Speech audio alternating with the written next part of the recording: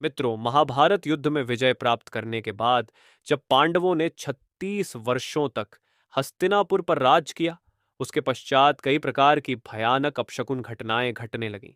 भगवान श्री कृष्ण को गांधारी के द्वारा और उनके पुत्र शाम को ऋषियों से मिले श्राप के कारण यदुवंशी आपस में लड़कर समाप्त हो गए। फिर बलराम ने समाधि धारण कर अपने प्राण त्याग, उसके बाद एक शिकारी द्वारा चलाए गए तीर से श्री कृष्ण ने भी शरीर त्याग दिया। इस बात की सूचना जब पांडवों को मिली तो उन्होंने भी द्रौपदी सहित परलोक जाने का निश्चय किया और फिर सशरीर स्वर्ग की यात्रा के लिए प्रस्थान कर गए। लेकिन दोस्तों, कि आप जानते हैं कि इस यात्रा में युधिष्ठिर को कई परीक्षाओं से होकर गुजरना पड़ा था? अगर नहीं, तो इस कथा को अंत तक देखें। नमस्कार, धार्मिक ज्ञान पर आपका एक बार फिर से स्वागत है। दर्शकों, आपको बता दूं कि स्वर्ग की यात्रा पर निकलने से पहले युधिष्ठिर ने युयुत्सु को बुलाकर उसे संपूर्ण राज्य की देखभाल का भार सौंप दिया और अभिमन्यु के पुत्र परीक्षित का राज्याभिषेक कर दिया।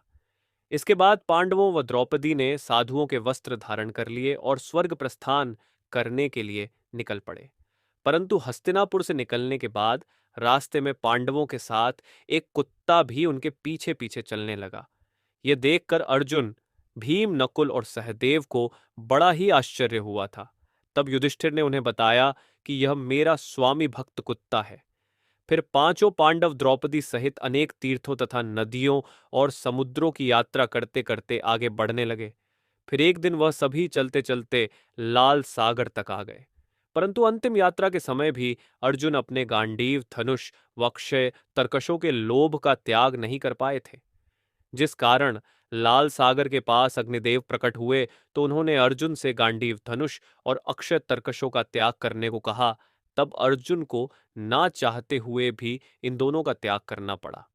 फिर पांडवों ने पृथ्वी की परिक्रमा पूरी करने की इच्छा से उत्तर दिशा की ओर यात्रा आरंभ की। इस तरह यात्रा करते करते पांडव हिमालय तक पहुंच गए, जहां उन्हें केदारनाथ में शिव जी के दर्शन हुए और उन्हें बंधु बांधवों की हत्या के पाप से मुक्ति मिली। फिर भगवान शिव ने उन्हें स्वर्ग का रास्ता बताया था। पांडव आगे बढ़े तो उन्हें बालू से भरा हुआ समुद्र दिखाई पड़ा। इसके बाद उन्होंने सुमेरु पर्वत के दर्शन किए। फिर वो सभी सशरीर स्वर्ग की ओर बढ़ने लगे। तभी इंद्रदेव वहां प्रकट हुए और उन्होंने पांडवों से कहा, मैं तुम लोगों को लेने आया। तब युधिष्ठिर ने कहा, प्रभु क्षमा करें, हम लोग आपके साथ स्वर्ग नहीं जा सकते, क्योंकि हम सभी मनुष्य हैं और हमारे लिए अपने बल पर ही स्वर्ग तक की यात्रा करना उचित होगा। युधिष्ठिर के मुंह से ऐसी बातें सुनकर देवराज इंद्र प्रसन्न हुए और वहां से चले गए। उसके बाद पांचों पांडव, द्रौपदी तथा वह कुत्ता तेजी से आगे बढ़ रहे थे। तभी द्रौपदी लड़खड़ाकर गिर गई। यह देख भीम ने द्रौपदी से पूछा कि द्रौपदी ने कभी कोई भी पाप नहीं किया, तो फिर क्या कारण है कि वह सबसे पहले नीचे गिर पड़ी। तब युधिष्ठिर ने कहा कि हम सभी में अर्जुन को सबसे अधिक प्रेम करती थी, इसलिए उसके साथ ऐसा हुआ। फिर थोड़ी देर बाद सहदेव भी गिर पड़े। तभी भी ने पुनः युधिष्ठिर से सहदेव के गिरने का कारण पूछा, तो युधिष्ठिर ने बताया कि सहदेव किसी को अपने जैसा विद्वान नहीं समझता था। इसी दोष के कारण इसे आज गिरना पड़ा। इसी तरह कुछ देर बाद नकुल भी गिर गए। फिर भीम के पूछने पर युधिष्ठिर ने बताया कि नकुल को अपने रूप पर बहुत अभिमान था, इसलिए आज इसकी यह गति हुई। उसके थोड़ी देर बाद अर्जुन भी गिर पड़े। ये देख युधिष्ठिर ने भीम को बताया कि अर्जुन को अपने पराक्रम पर अभिमान था और उनका मानना था कि वह एक ही दिन में शत्रुओं का नाश कर देगा, लेकिन वह ऐसा कभी कर नहीं पाया और इसी अभिमान के कारण ही अर्जुन की आज यह हालत हुई है। ऐसा कहकर युधिष्ठिर आगे बढ़ गए। उसके बाद थोड़ी आगे चलने पर भीम भी गिर गए। जब भीम ने युधिष्ठिर से इसका कारण पूछा तो उन्होंने बताया कि तुम खाते बहुत थे और अपने बल का झूठा प्रदर्शन करते थे, इसलिए तुम्हें आज भूमि पर गिरना पड़ा। ये कहकर युधिष्ठिर आगे चल दिए। अब केवल वह स्वामी भक्त कुत्ता ही उनके साथ चल रहा था। थोड़ी देर चलने के बाद युधिष्ठिर कुत्ते के साथ स्वर्ग के द्वार पर पहुंचे, जहां धर्मराज ने यह कहते हुए उन्हें रोक लिया कि तुम्हारे साथ साथ यह कुत्ता स्वर्ग में प्रवेश नहीं कर सकता है। धर्मराज की बात सुनकर युधिष्ठिर ने कहा कि यह कुत्ता मेरा परम भक्त है, इसलिए इसे भी मेरे साथ स्वर्ग जाने की आज्ञा दीजिए। लेकिन उन्होंने ऐसा करने से मना कर दिया। परंतु जब काफी देर तक समझाने पर भी युधिष्ठिर कुत्ते के बिना स्वर्ग जाने के लिए नहीं माने, तो कुत्ते के रूप में यमराज अपने वास्तविक रूप में आ गए। दर्शकों, आपको बता दूं कि युधिष्ठिर जिस कुत्ते को पूरे रास्ते अपना स्वामी भक्त समझ रहे थे, वास्तव में वह कुत्ता मृत्यु के देवता यमराज थे। युधिष्ठिर को अपने धर्म में स्थित देखकर यमराज यानी धर्मराज बहुत प्रसन्न हुए। इसके बाद धर्मराज युधिष्ठिर को अपने साथ ले गए। परंतु स्वर्ग पहुंचकर युधिष्ठिर को यह देखकर बड़ा ही आश्चर्य हुआ कि वहां दुर्योधन एक दिव्य सिंहासन पर बैठा हुआ है, जबकि उनके चारों भाई और द्रौपदी वहां नहीं है। तब युधिष्ठिर ने देवताओं से कहा कि मेरे भाई तथा द्रौपदी जिस लोक में गए हैं, मैं भी उसी लोक में जाना चाहता हूं। मुझे उनसे उत्तम लोक में नहीं रहना है। तब देवताओं ने कहा कि यदि आपकी ऐसी इच्छा है तो आप इस देवदूत के साथ चले जाइए, यह आपको आपके भाइयों के पास पहुंचा देगा। युधिष्ठिर उसे देवदूत के साथ चले गए। उसके बाद देवदूत युधिष्ठिर को ऐसे मार्ग पर ले गया जो बहुत ही दुर्गम और खराब था। उस मार्ग पर चारों ओर घोर अंधकार फैला हुआ था। चारों ओर लाशों का अंबार लगा हुआ था, जिससे दुर्गंध आ रही थी। इसके अलावा लोहे की चोंच वाले कौवे और गिद्ध मंडरा रहे थे। वह असिपत्र नामक नरक था।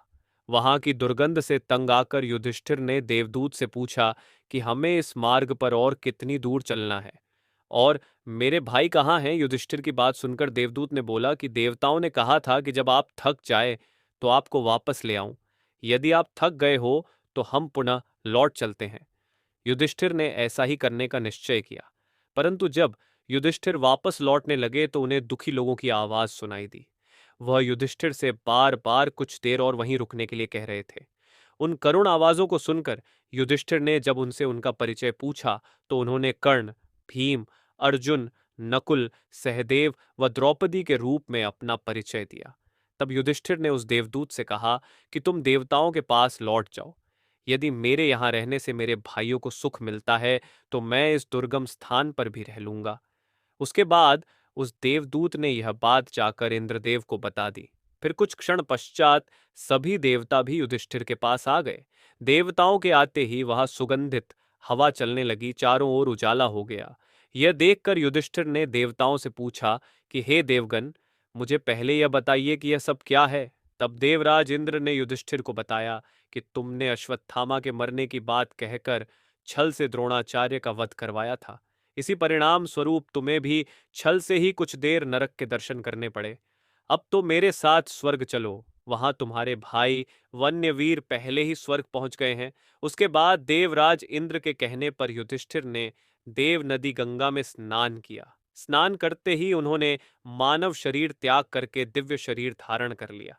इसके बाद बहुत से महर्षि उनकी स्तुति करते हुए उन्हें उस स्थान पर ले गए जहां उनके चारों भाई आनंद पूर्वक विराजमान थे। फिर वहां युधिष्ठिर ने भगवान श्री कृष्ण के दर्शन किए। फिर उन्होंने देखा कि अर्जुन उनकी सेवा कर रहे थे। युधिष्ठिर को आया देख श्री कृष्ण व अर्जुन ने उनका स्वागत किया। उसके बाद युधिष्ठिर ने देखा कि भीम पहले की तरह शरीर धारण किए वायु देवता के पास खड़े थे। कर्ण को सूर्य के समान स्वरूप धारण किए देखा और नकुल व सहदेव को अश्विनी कुमारों के साथ देखा। फिर देवराज इंद्र ने युधिष्ठिर को बताया कि यह जो साक्षात भगवती लक्ष्मी दिखाई दे रही है, इन्हीं के अंश से ही द्रौपदी का जन्म हुआ था। इसके बाद इंद्र ने महाभारत युद्ध में मारे गए सभी वीरों के बारे में युधिष्ठिर को विस्तार पूर्वक बताया।